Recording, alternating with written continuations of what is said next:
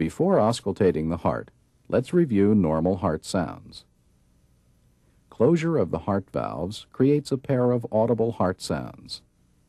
The first sound, S1, accompanies mitral valve closure.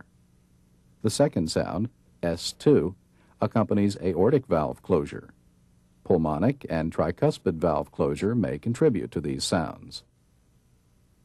Ventricular systole occurs between S1 and S2. Ventricular diastole occurs between S2 and the next S1. Because diastole usually lasts longer than systole, you can identify the two sounds. 1, 2, 1, 2, 1, 2.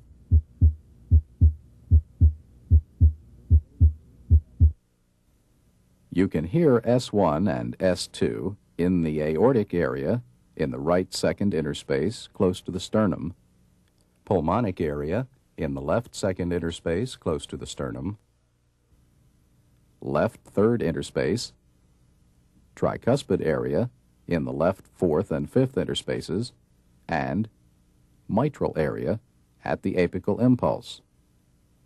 The aortic and pulmonic areas together are sometimes called the base of the heart.